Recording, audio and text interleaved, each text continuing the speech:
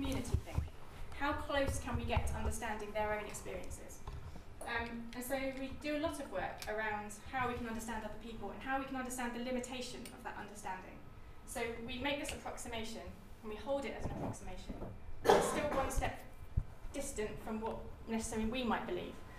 And also dealing with each other kindly and empathically, and forming good relationships with each other and valuing those relationships. Even if they don't like each other, it's not about liking each other, it's about being able to work together and to find value in each other. Then we have our learn pillar, and this is really about the style of learning that we want the students to engage with in our classrooms, but also how we want them to take some of those values into their learning in their disciplines and beyond. So things like being really independent, making choices for themselves, understanding why they need to learn certain things, being able to manage their own learning. One of the key things that we often do is to ask students to develop an understanding of something, but we don't tell them how much that is, how much work is that, how many hours, how much reading, how much writing do I need to do to say that I understand something. And then we ask the students to mediate between themselves or between different groups. So you've done this much work and you think you understand this, and we think we understand it and we did more work. What's the right amount? Did we need to do all this work? What does it mean to understand something? And so having some skills like that they can then take out of an educational context, we think is really valuable. So there are kind of three pillars, and that's the foundation of pretty much everything that we do. So just to give you some examples of how that looks then in the classroom. These are things that we hold really dear. So authenticity is really key for us, partly because of our topic area, so we're thinking about sustainable human development in all of our courses. But also we don't want students to learn things because I think it's the right way to learn things, or because I have a perspective that I want the student to take. I want the student to think what is the right perspective for them. So thinking about bringing in their live pillar, so all their prior experience, the learning needs to be authentic to them. We want them to be empowered to make as many choices as they can in their learning, to decide perhaps the finer points of the topic, how they're going to approach it, even in some of our courses, how they want to be assessed. We use very active learning. So one thing about our students at Imperial is that they're very good at keeping everything inside their head. They're used to memorising vast amounts of information, and I can't see it if it's in their head. I want it out in the room. So we do a lot of kinesthetic things, and also because we teach it, like all of us experience, at 4 o'clock in the afternoon, and their heads are nodding off, and they're slumped down. So we get them up on their feet, and we do a lot of things that are about organising information in a physical space. I've got some good examples of that later. And then finally, maybe unusually, we're very focused on the process of doing something rather than the output. So, especially because we do a lot of design-based work, not all of our students are going to have a fantastic idea at 4 o'clock on a Tuesday. But if they can follow an idea through a logical process and develop it well, and use good evidence to back up their decisions, that really pleases us. We don't mind if the idea is not groundbreaking at the end of the day. They can have a groundbreaking idea another time in a better situation when it's not 4 o'clock and it's not too hot in the room and they haven't had 7 hours of lectures before. So we're very focused on the process, and for that reason we have continuous assessment. So we don't just assess what the students produce at the end of the course. We're looking at all the steps in between. So that's some of the features and how they look in the classroom. So our curriculum currently is 8 courses. It might be going up to 14 shortly. Oh my goodness. It's sort of organised by year. So I always felt a bit embarrassed about saying that our students were doing research. And I was at a conference at a different institution, and they said to me, "But you're doing research with your students. This is so amazing. You should be saying this." And then I thought, oh, I don't know. So we tried it out with the students this autumn. We said to the students, we're going to be doing research, and you're going to be doing library research. And to me, that sounds really, it doesn't sound like it's exciting. And the students were like, wow, library research. And I hadn't thought that. So now we're calling everything research. And it is research, what they're doing. So the first years do library and empirical research. So they get to choose whether they are actually analysing information that exists or whether they're creating data and information for themselves. Our second years do both library and empirical research in terms of real-world problem solving.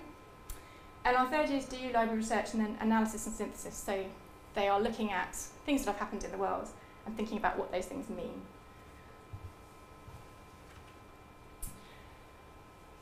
So, as I said at the beginning while we were waiting for the slides, the kind of point of it being a dynamic curriculum is that students make choices, which means when we turn up at the start of a class, we don't necessarily know what we're going to be doing in that class, because the students might choose something that's not exactly what we anticipate. So we plan for a number of scenarios. Usually the students choose a completely different endpoint to what we've planned. And so there has to be a bit of flexibility. And one of the big examples is with our first year cohort. We have, like I said, up to 120 students. They're picking different topics and working in teams of about 10. So we end up with maybe 12 topics in the room. And we need to be able to respond to those 12 topics and challenge the students on their learning, but we don't know what they're going to be. When we very first started, we thought they were going to choose very technical things like climate change, energy, maybe some political things. And actually what they tend to pick is much more social things, so gender equality, gay rights. We have quite a lot of cybersecurity from our computing students. But it's a lot more social than we anticipated. And every year it's different. So this year was a bit like what we originally expected. And we had 5 groups that wanted to do energy. And they all had to find a way to be different to the other groups that were doing it. But that's the first time that energy has been quite that prominent. So that was what we were expecting 5 years ago, and now it's finally come true. My reading has paid off. But yeah, so it's not without risk to allow the students to make lots of choices. But what we try to do is to sort of design channels. So it doesn't really matter what the students pick. We're sort of funneling them in a good direction. And it's about that funneling rather than prescribing exactly what route or topic they're going to take. All of the choices that the students make are linked to different types of skill.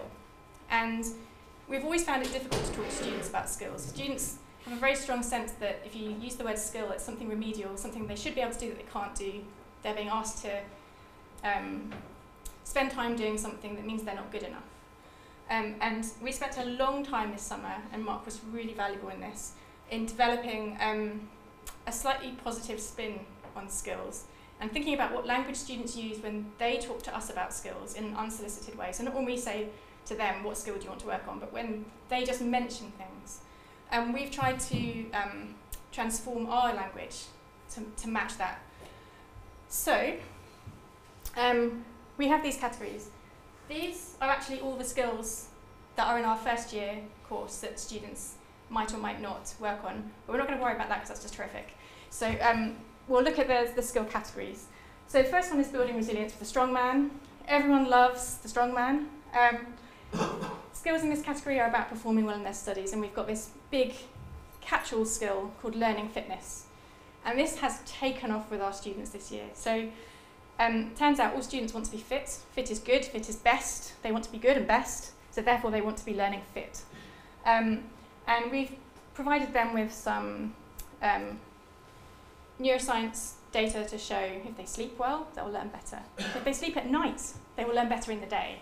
If they eat well, they'll learn better. If they talk to each other, they will learn better.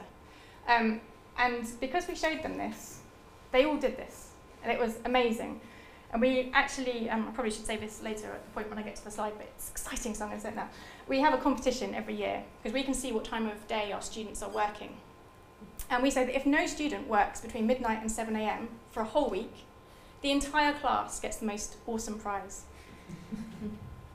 I've never had to deliver on the awesome prize until this year, when they managed it, because they were practicing their learning fitness, and they were practicing it hard.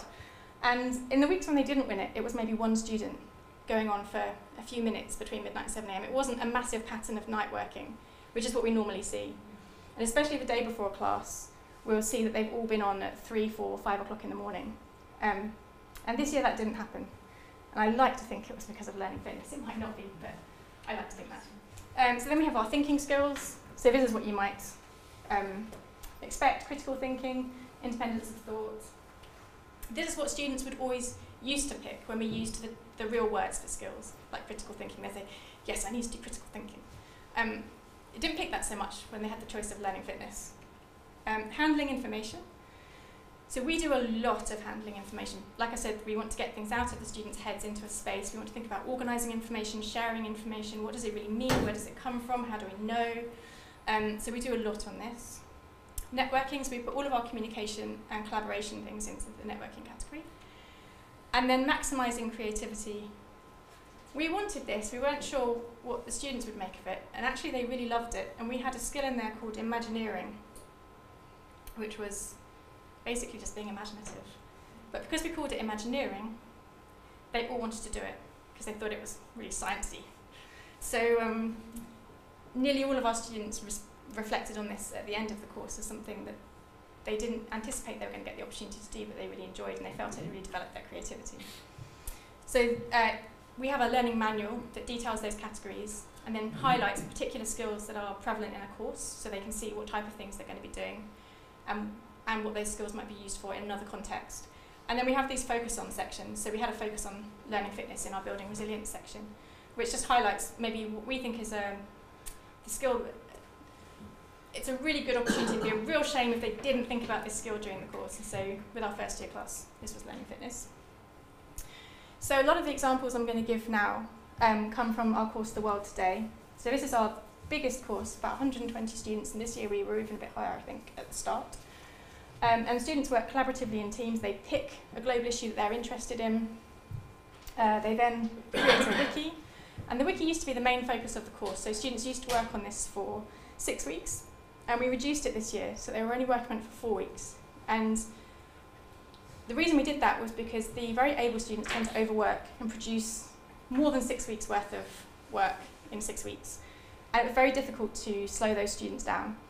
And by reducing it to 4 weeks, we actually had no students vastly overworking this year. It was much more balanced across all the different students' contributions.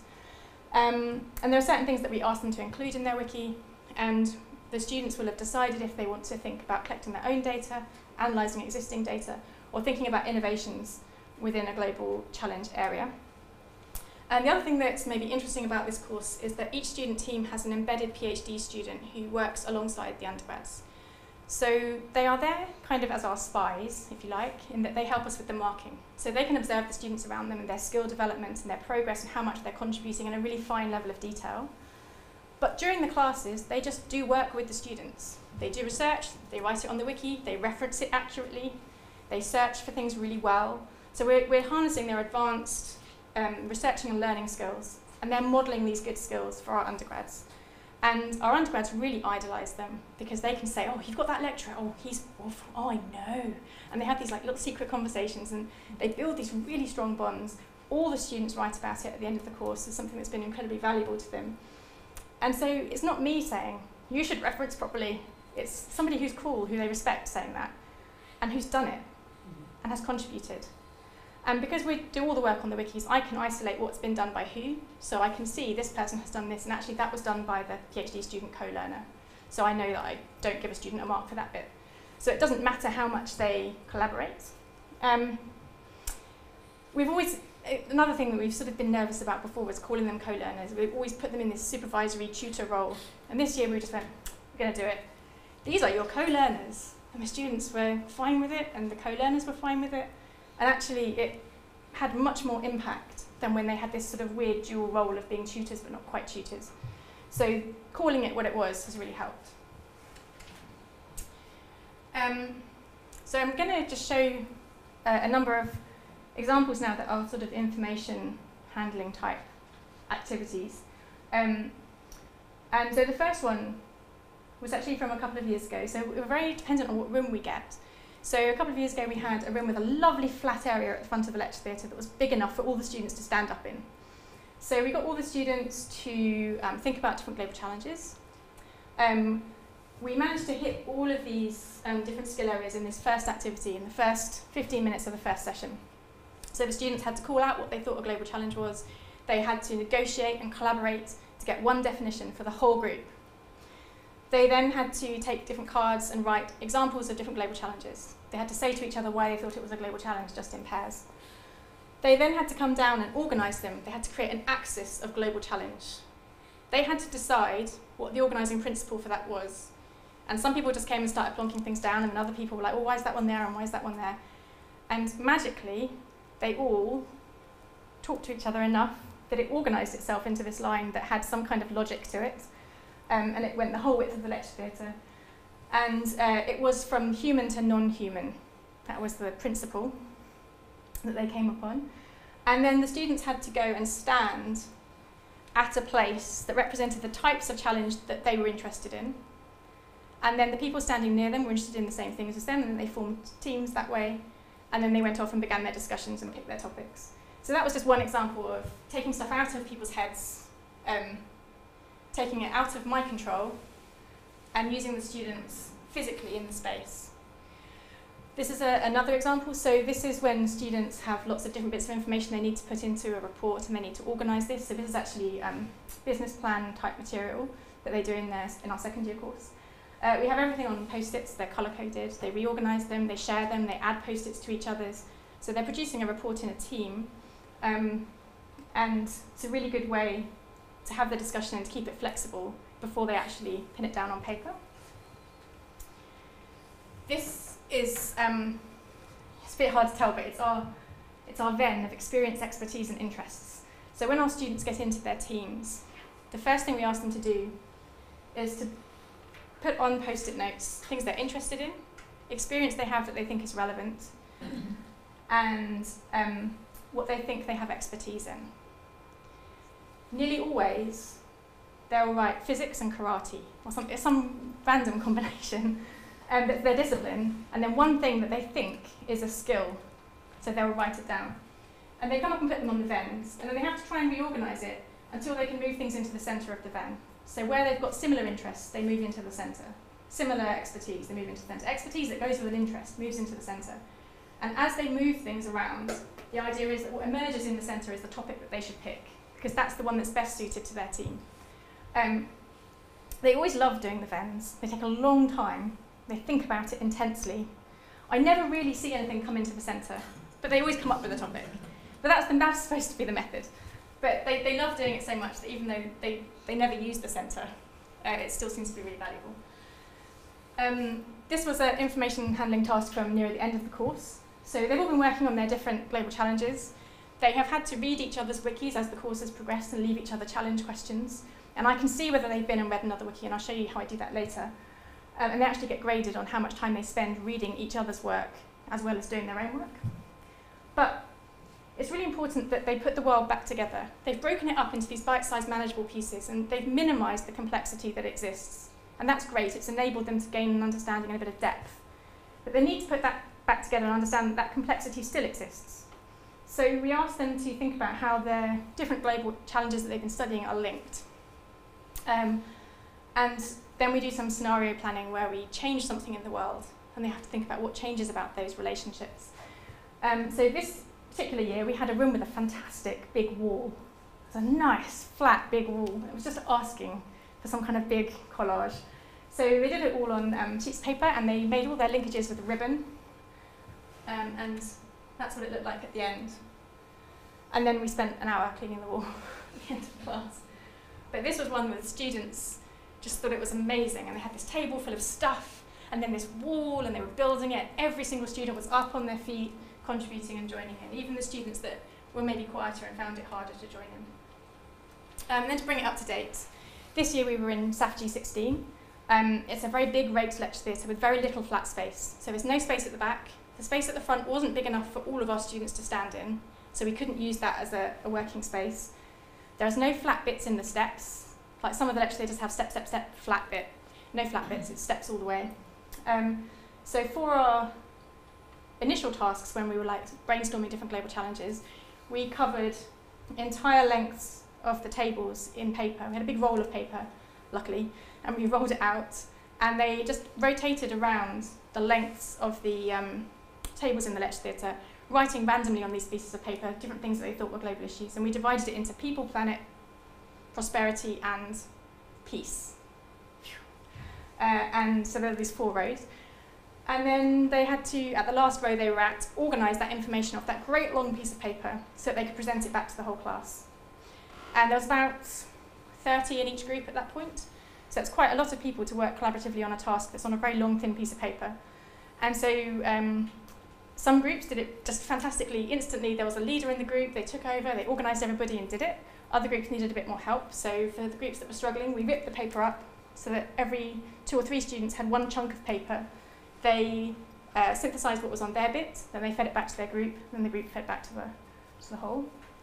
Then we wanted to do another activity that was very physical. And we wanted to take them from doing their wikis where they've been learning about history and the current world to thinking about what might happen in the future. And we thought, what better way to do that than with a timeline that goes from the past into the future. So naturally, we ordered some climbing rope, ribbon, card, blue tack, a lot of blue tack, like the entire London amount of blue tack that was available. And this is one of those things that we had planned, and we thought we had it nailed. We knew what the students were going to do. And they didn't do what we expected. So we chose rope because it's bendy. So we thought the students would weave the rope up and down the tables in the lecture theatre, and that each turn would be like a major event in history. So we asked them to think about extinctions, innovations, and influences. And we thought these would naturally be bends in the rope. We even said that to them. And we'd bought garden canes to make flags for where these things were. And we'd spent ages prototyping how to stick them to a tabletop. Not a single student was interested in that. All they wanted to do was to perfectly tension the rope from top to bottom, out the doors onto the mezzanine at the top of staff, and have somebody sitting on the rope at the bottom. Both teams just instantly did that, and they could not be dissuaded. They didn't want to make flags. They wanted to use the garden canes to build a spaceship, and they actually used, Mark spent a long time cutting up luggage tags, cutting the corners of square bits of paper to make them look like luggage tags. That's what took their fancy. So they did the entire thing by colour coding with luggage tags. So we had 2 teams of 40. Can you imagine a team of 40 working? We couldn't imagine it. We just thought if we say it, it'll happen. So we said, right, teams of 40, off you go. There's a bit of milling around, some students not joining in, some students taking the lead. And every 10 minutes or so, we'd interrupt them and find out how they were getting on. So this team, tell this team how you've organised yourselves. Oh, so it's just you 2 doing it. What about the other 38 people? Oh, okay, you're going to do, and then they gradually just started doing it really well. We let them use the visualizer and the PowerPoint, so they're separate in G16, so they could communicate the whole length of the lecture theatre with their team, because they were in these sort of linear teams. And they colour-coded their events, and then used the luggage tags along the rope. And because they did that so well, we did let them build the spaceship. And if you know, well, I now know, G16 is 6.5 metres tall. It touched the ceiling. So but they did that after class, so it didn't interrupt their valuable learning. But again, this is one of the things that all the students wrote about at the end. And they all said how they were now amazing Imagineers because they'd done this. And they never thought that they would be able to do this, but they did it. And this is another version again. So this is our 3rd year class. And it's a bit difficult to see because it's a bit pale, but I printed off every single piece of writing that every student has done through the whole course. And then I didn't ask anybody, but I just kind of took over the whole of Sir Ernst Chain, the 1st floor. And I took my, there's none in here. We've got this stuff called Magic Whiteboard, which is like a polythene sheet, and you stick it on the wall, and then paper sticks. I covered all the walls in that, and I stuck all of their writing up everywhere. They all had highlighter pens, and they went around and highlighted bits of writing from their work or other people's work that they thought were effective or good, or that were related to the expression of an argument. And they walked around for about an hour doing this, looking at all the work. And then they all picked their favourite ones to come back and discuss. And so they peeled them off the wall and brought them back to the classroom and talked about them. And this was transitioning them from doing their short form writing to their final essay. So they were thinking about what things had worked really well. As you can see, they're smiling, so it can't get that. So just a quick pause. The classes are big, they're loud, we want everyone standing up and doing stuff, they're chaotic. What does that feel like for a student? So I sat down to think about how many choices do I ask my students to make in one session. So this is my 1st session. And I'm sure there's more, these are the main ones. So first of all, they have to decide what a global challenge is. What makes a good team? We talk about diversity, and they define what makes a properly diverse team for them, and then they make sure that their teams conform to what they decide. Their experience, expertise and interests, and sharing that with their team. What global challenge have they decided to tackle? They then have to define it and pitch it to the rest of the class. Because sometimes they choose something that everybody doesn't think is a global challenge. So they have to say why they think it is, and if everybody agrees at the end, they get to do it, and if they don't, they can try to convince them further, or they can change their topic. What skills do they have? They complete a self-assessment where they go through different skills and say what they think they want to work on. They have to start their wiki. They have to set up a, hello, I'm Jane, I'm interested in physics page, so that they all can meet each other online. They have to plan how they're going to structure their wiki with the pages. And then the big question, what do I need to do before next week? And I say, well, you need to do before next week. So these are big things they have to think about. And they're normally things that are decided by the teacher. So what you're going to work on, what things mean, how we define them together, how you're going to be organised as students, what work you're going to do, how much work. So that's pretty scary for the students. And some of these decisions and choices are individual, and some of them are democratic. So some of them, it's not even about the choice that they're making. So for example, what is a global challenge? Yes, they're deciding that, they're negotiating it. There's somebody at the front writing the ideas on the board, and then somebody says, I don't like that bit of that idea, and we cross it off, and then somebody else says, how about if we change it to this, and then they write that. But that's not the only decision they're making in defining that. They're also, am I going to speak out? Am I going to volunteer to go and write on the board? Am I going to say that I don't agree? Their choices too. So every choice that they make has actually got a back catalogue of previous decision making that they've had to do, whether they're going to participate or not. And these things use up their kind of learning energy. So we need to be very mindful of that. I just wanted to show you a typical topic selection. So this particular year group, we had cybersecurity, diseases, education, energy, gender inequality, hyper-industrialisation, poverty, resource management, and war, conflicts, and terrorism. So that's a typical set of choices that the first years might make. Just to show you what a wiki looks like. So it's in Blackboard, so it's not very pretty. That's the best we can do. Again, notice smiling people, so it can't be that bad. They're smiling. They nearly all do a team photo, and the ones that don't noticeably do worse. So we really encourage them to take a photo, even if they don't feel like it. They don't have to be in it. Sometimes they take photos of their feet or other things, that's fine. And then little introductions. And then this is the bulk of their work, so these are the different pages that the students have set up. At the start of the course, I hinted that the students do a skill sort of pre-assessment. They say what skills they think they're good at. And they actually pick one skill that we weight their assessment to. So when we're watching them and observing them in class and thinking about how they're developing those skills, they can say, actually, I'm really bad at talking in front of a group, and that's what I want to work on. Or they can say, like everybody did this year, I want to perfect my learning fitness.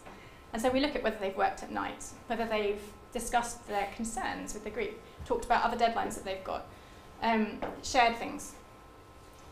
And they just mark these using a Likert scale of 1 to 5, how confident they feel with each skill. They can also choose and define their own skills. So when we have the point on the form where they choose which skill they want to work on, it's actually a blank box. So they can just write the name of a skill we've given them, but they can also write something in their own words, and a lot of students do choose to do that. So just coming back to this idea of the number of decisions that students are making and how much effort that takes for them to make all those decisions, and how much that leaves for other things that we might more typically associate with learning. So it implies a very high amount of effort to be used in making all these decisions. We also don't have a traditional model of teacher and student. I ask questions, I don't really tell them anything, and that's very disorienting for a lot of our students, and it takes them a lot of time to kind of get their head around that. The content is just by nature very messy and complex. The world is not a neat and tidy place. And then, because we do the assessment in a very continuous way, it means the students can't really slack off for a couple of weeks and then work hard for the final exam or something. They need to be turning up, they need to be joining in, they need to be working on their work every week because other people are relying on them. And that also is a different type of effort. So we just need to be a little bit careful that because we know we're loading the effort side of the equation, we need to cut back a little bit on the content. So we maybe mark them slightly less, not less rigorously, but we have a lesser expectation of the quantity of content they're going to cover. We want them to cover it well, but we don't want to overwork them. So therefore, we have quite, for them it seems like that's all you want. Yeah, that's all we want, but we want it done well and collaboratively. And you're going to decide exactly what topic and all those other things. And by the time the students get to the end, they're really glad that it's a bit less than maybe they were expecting in terms of quantity. So we just have to be careful to balance those things. It's often the opposite. So when maybe we all learnt about teaching, we learnt about all the reasons why we should be really clear with students, tell them exactly what's expected of them, set them a really clear question. And that's for a really good reason, so that you can maximise the amount of effort they have for learning all the really difficult stuff. But actually some of those other things, like choosing the topic, deciding how much to do, they're difficult things too. And we think maybe that's worth some of our time. So we've sort of flipped it a little bit, and we want them to develop some of those skills. And it is at the expense maybe of a little bit of content. So just to finish off, I want to talk a little bit about how we've evaluated this. So evaluation kind of takes two forms. We've done one formal piece of research, which was an ethnographic participant observation of one year group. But we also use the same sort of methods as we do in our formal research on an ongoing basis. So all of our courses, as well as being developed by action research, actually progress by action research. So we see what the students do, we reflect on it, we discuss it, and then we think what we need to do next week to move the students forwards. And sometimes that's what we've anticipated, and sometimes it's really not what we've anticipated. And we might make a big change in the order of maybe activities, or we might introduce an activity to give students extra challenge somewhere where they really need it. So we could do all sorts of different types of research with our students, and we've chosen this particular approach. And there are a number of reasons for that. So I'm very interested in how the students experience what's happening to them. Because I'm not asking them to learn X number of facts, I don't need to know how well they've learned X number of facts, but what I want to know is, did this make sense? Could they understand why they were being asked to do certain things? Have they taken it into any other areas of learning? And it's very much about this experience. I don't really think you can measure experience. So we've purposely stayed in a very qualitative method. I'm particularly interested in authentic learning and teaching, and also authentic evaluation. And so this form of evaluation feels sort of true to what I'm trying to do with the students. So it's very explicit, we're always talking to them about what we're doing, and so lots of things emerge that we can use in our observations. So that seems to sort of match, and I've got a few references here if anyone's interested in these things. And then finally,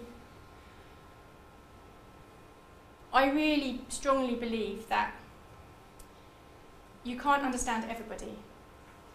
And a lot of the things we do with statistics, to get averages, to get a general sense of what's happening, actually kind of ride roughshod over individual experiences. And I think it's really important to value what you can understand about one person.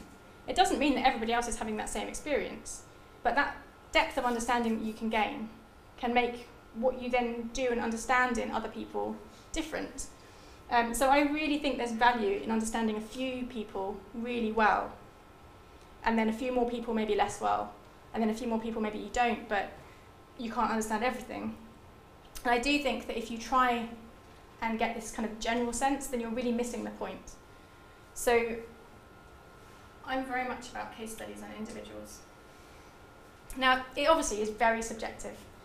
We're observing things, we're seeing things that come up, we're looking at things the students write and do and say, and we're making evaluations about that. We're saying it means something, and it means what we think it means. So we have to be very aware of that. And one way that we can help to make it slightly more objective is to triangulate different types of observations. So we can look at, for example, what I see happening in the classroom. So I saw this student talking to that student, and then they went and did this. I can watch them working online at night, in the daytime, like some kind of weird stalker. And I can see that this student has left a message for that student, and then that student has gone and done this piece of work, and this student actually spent 4 hours writing this thing on Blackboard. I can look at the products that they produce. So this isn't about what they produce at the end of the course, this is about all the little bits and pieces they do as they go along. The initial learning reflection where they're looking at their different skills and they're saying, I want to work on this skill. I can look at the final learning reflections they do, and other bits and pieces that they do during the classes. So this looks scary, but it's not. These columns are the student teams, and these rows are individual students. And so what this tells me is where they've been within the wiki structure of Blackboard. So this highlighted row says 0, 21, 0, 0, 0, 0, 0, 0, 0, total 21. So I know that this student has done 21 actions, which could just be clicking save 21 times, in this particular wiki.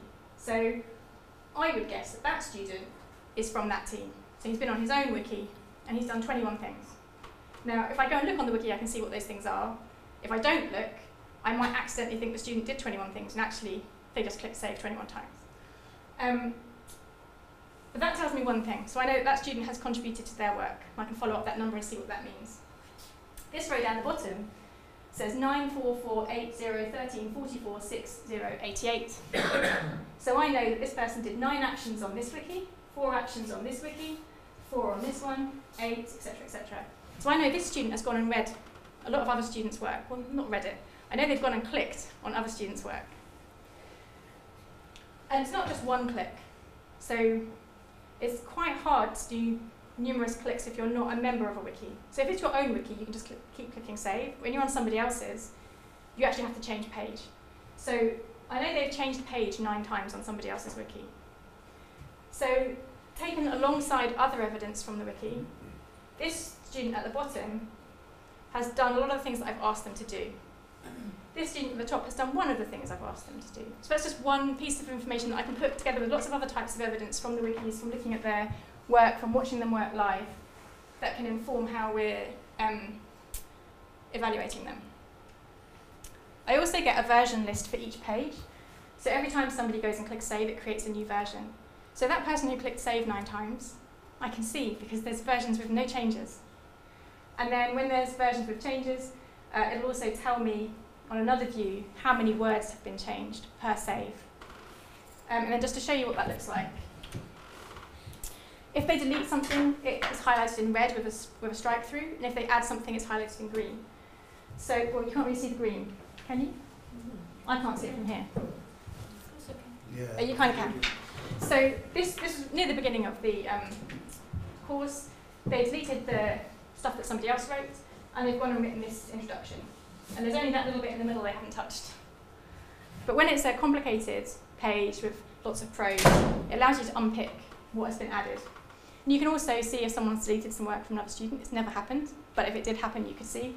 And you can also go back and retrieve things that Blackboard has decided it doesn't want to save anymore, and it randomly deletes off the system. So you can go back into an old version, you can copy and paste it out, email it to the student, and you're like their hero, because you found the lost work. So that's a very useful tool. We can also see things like when students talk to each other on the wikis. So this student had posted a question for another team, and they hadn't bothered to answer.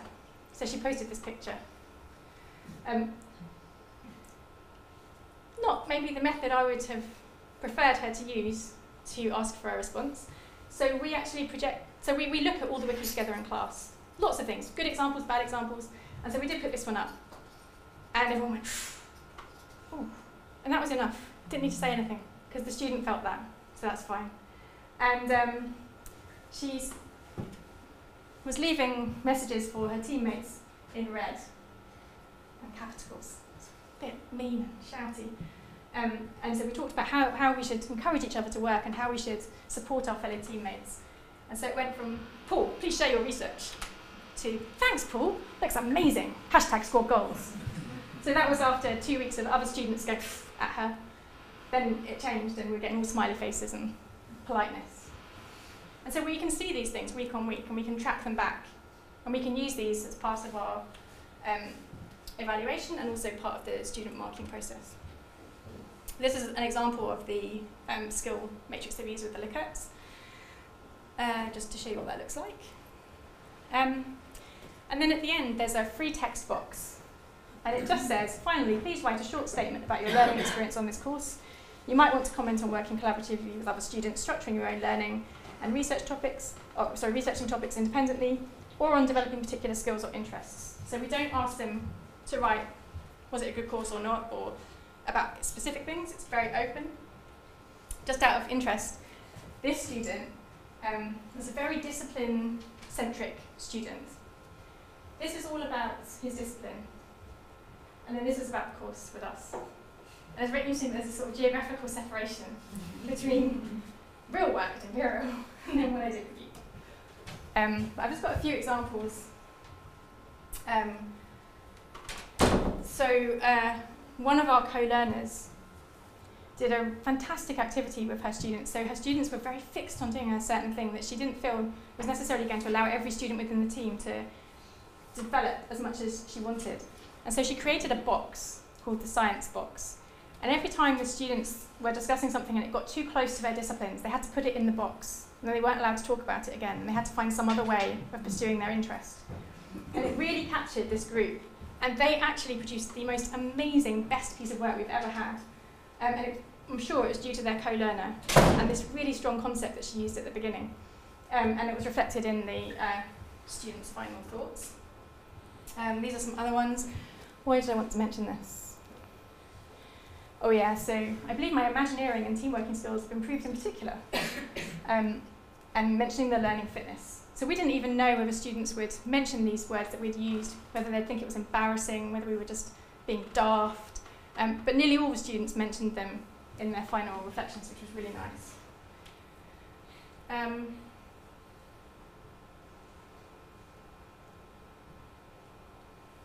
I like this one because you mentioned referencing. It just pleases me if somebody mentions referencing.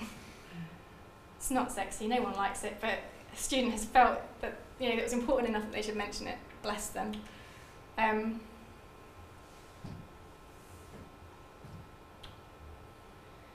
So from the formal piece of research, there were sort of 3 levels of things that emerged. One were things that I was sort of looking for. So I was thinking about, would students be able to make sense of this strange thing that we were doing together? Would they be able to find value in thinking about skills? And were they able to do something that would be a radically different way of working from what they'd done before? So were they sort of ready to try something that might transform them in some way, might make them think differently in their future learning? There were things that emerged that I really didn't expect at all. So a lot of the students ended up grading themselves lower on their skills and abilities at the end of the course than at the beginning. I had a little panic. I calmed down and thought about it. And what we think, in combination with the things that they wrote, is that they just never had those skills exposed in such a way. And so they realised actually that some of those things they thought were quite easy were harder than they'd anticipated. So we didn't panic too much and we took that as a good sign. There were things that happened that if I hadn't done as much reflection and reading of all the students' reflections and looking at all the different bits of data that we triangulated would have passed me by. So this is something that I remember from the course. The students were doing an activity where they had to differentiate between uncertainty, controversy and conspiracy. And this one student was supposed to say one sentence about whether aliens exist. And she had uncertainty, so she was supposed to say why it was uncertain if aliens exist. And she was looking a bit upset. I was wandering around. I went up to say, "What's the matter? Are you okay?" I don't know how to say whether aliens exist because I don't know. I said, "Why don't we just say that?" Okay. And it passed me by and I forgot all about it. And then at the end, that was like the moment of the course for her that changed something in the way that she saw herself and her ability to talk in front of other people. And I would never have picked that moment out of all the things we did together as being critically important or having made a difference to that particular student. But it was something that she, at the end of the course, having done all those other things, felt was important. So I was really glad that I'd had the time to look at these things and to notice things that just I wouldn't have anticipated being important. So the reason we're able to gain some of these insights and to do the kind of observational work that we do is because the design of the classes makes the learning very explicit. We're talking about it all the time. Why are we doing this? Why are we doing that? How do you define this? What does this mean? Why should I do that?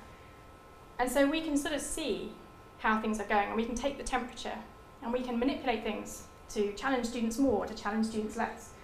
And so it's a very sort of current, present level of static in the room. And so it sort of feels like you should do something with it. And we felt like that with this research we sort of had, and we'd like to take it further. And this is actually the focus for my PhD in education, which I started a few weeks ago. We also have a kind of blog/website.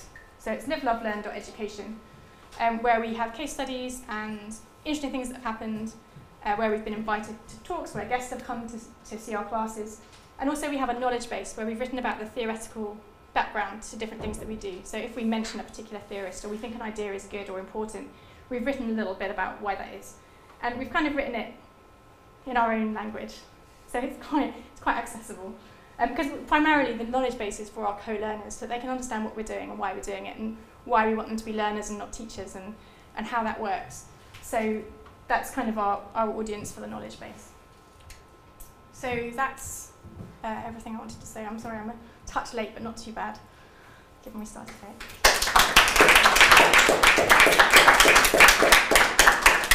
Well, thank you very much for this very, very interesting talk. Now I've already learned a lot. So can I just open the floor for any questions?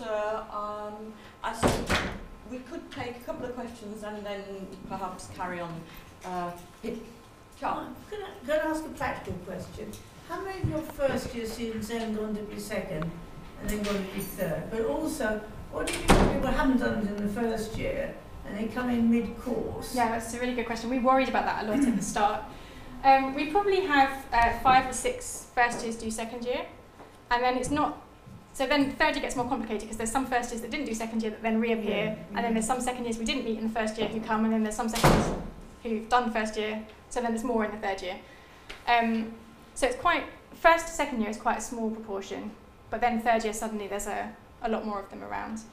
And what we have found is that everybody is horrified at the beginning of the course every time, and that's fine. No matter what year it is. It doesn't matter what year it is. Okay. But the students who've done one before have this kind of, you know how this works. And you only need 1 or 2 of them, and they can like get a whole class on side. It's amazing. Within the first session, so in my current third year class, I've got maybe 4 or 5 students who have done a course with me before. And yeah, by the end of that first session, they had somehow, invisibly, got everybody on side, and everybody was like, oh, okay, this is how it works. So it was different to what I thought, but oh, okay then. And it hasn't been a problem. There are some more methodological things, so not just about the learning style, but about our approach to things. And we just make sure that we always have an introduction. And because what we do is ask the students rather than tell them, it means the students that have done things before get to say what they've understood before. And so it again comes from the students. So it's not too heavy as an introduction, but we do have an awareness that we need to do that every time. Okay. And also talk about why the assessment is how it is and things like that. Hi. Do the students know they're being marked by the amount of time they spend on a wiki? Do they have any problem with that? It's not strictly by the amount of time they spend on it, so it's the quality of the work that they do, but it's also that they have been on consistently. So we'd like them to go on every week rather than for a certain amount of time. And yes, they know that that's, so the things that I showed you, I show the students. So I say, I can see if you've deleted something, I can see if you've added something, I have these numbers I can see, but then they all go, oh, but you don't know that person might have just clicked save, and I say, oh, I know, but then I do this, and I look at this, and then they, oh, okay. So we do explain it quite explicitly, because they do get concerned otherwise. And they know about the continuous assessment, they know what the different things are and when the weeks are, and we specifically structure it to avoid their disciplinary deadlines. So we have weird things like big bits of work being handed in the middle of the course, and then we have activities that are, they're assessed in terms of participation, but not in terms of a product at the end of the course, which is completely random. They think that's bizarre, but then when they understand why, they're quite happy with that. And actually it's worked really well because it reduces the amount of time they spend worrying about things and overworking. So it's helped us to manage them producing less work, but of a better quality. Any more questions? Yeah, thank you for your presentation. It's very interesting. I am interested in knowing more about the assessment and feedback process. So as far as I can see, so students work as a group. So when they are marked, they will be given a group mark already? No, so although students get a group mark for a group report, there will always be individual components that they need to produce. So they'll actually get an individual mark. So for example, we might ask each student to produce an annotated bibliography. And so they'll be marked on that segment individually, and then the report will be a team mark. All of our feedback is dialogic, so we start by asking the students what they think they're going to be good at and bad at in the course, whether it's with our first years with the skills, or with other years it's in a different way, so with just more of an open questionnaire. And then when they have their first piece of feedback, they write a response to that feedback. And by doing that, they can ask for a meeting, or they can just say what they think. And then when they get their next piece of feedback, they get that bit back and their comments back. So it builds up into a portfolio of feedback over the year. And with our third year students, they have a lot of draft review, and so they get all of their drafts, feedbacks, and then their final feedback And there's a complicated system where it's in italics, and then it's in italics with bold, and then it's in regular type, so they can differentiate the stages of the feedback. But yeah, and they do have cumulative marks, and sometimes they're weighted differently. So for example, with our third years, they do team-based learning, so they go through a number of cycles of producing the same sort of work, so they're using the same skills, and they're weighted greater towards the end when they're more experienced than the earlier cycles. And so there are complexities, but the students, they're really good, actually. I don't know if it was in the feedback section, but you used the term authentic. Where was that? What does that mean in this? So it means lots of things, and it's the subject of my entire PhD. Oh, okay. But so some people think that authentic means that, for example, if you have a medical student, it's not authentic to take someone's blood pressure in the classroom, but if they go to a GP surgery and it's a real patient and they take their blood pressure, that's authentic. It might be that you don't want an engineer to think about building a bridge in the classroom or to go and build a fake bridge, but you want to send them to an actual engineering practice and they join in a real project. Some people think it's about, it's more what I think, being authentic to the student. I have a big thing about students being students and not pre-professionalising them. So I think there are things that you do with a student that's authentic to being a student, that has all the things and the safety nets that being a student has. So you can make mistakes and no one's going to die, and it's good. And that's why you're a student. And I think we don't protect that space very well. So that's another level of it. Yeah, lots of... It's because it struck me that what you were talking about, there's a kind of a meta aspect, isn't there? That I'm teaching you, you're learning, how's it going? There's a certain, I wondered if that's kind of more authentic as well. I wonder if that's, are you trying to embody that there as well? Well, I don't know. Are you meaning like it's authentic to have a teacher and a student? And that's no. You're being more authentic by saying, look, I'm trying to teach you guys what's working, what's helpful. Yeah. Yeah, so I think, in terms of evaluation, it's more authentic to have that conversation as you're going along than at the end to say, a month afterwards, let's have an interview, and how did it go in that course, and what things helped you, and what things were difficult. Yeah. Because I think if you do that, you're seeding ideas just by the questions that you're asking. Yeah. But if that conversation emerges naturally, then I think that's different. And so I always try to be very open-ended. I don't direct discussions. So like when we did our marriage guidance counselling, I didn't specifically say what they needed to discuss, but I just said, you need to think about the relationships that you have in your teams and how it's going, blah, blah. And then they had discussions, and then we took whatever came up for them and developed that. So there's that level, that it comes from them first and not me first. Although it's always going to be slightly artificial because I've asked them to have a discussion. I can't get away from that. Anyone else? Yes? I'd just like to say thank you for a really interesting presentation. And I'm completely new to Imperial. But I just want to ask if any of the ideas that you use with your unit, your department, are being adopted in other departments here as well. Because I find it really refreshing to see these kind of practices. And I'm teaching myself. I teach English language. And I just wonder if it's been encouraged in other areas as well. So it's sort of two levels. So in the sense that what I do is very active learning. Our new learning and teaching strategy is about transforming education across the whole college to being more active. So getting away from lectures and content heavy learning to being slightly more about the skill-based learning and what you do with that content, and using FaceTime differently. That's not so much to do with me as to do with the whole institutional thing, but I'm lucky that I'm kind of doing the right thing-ish.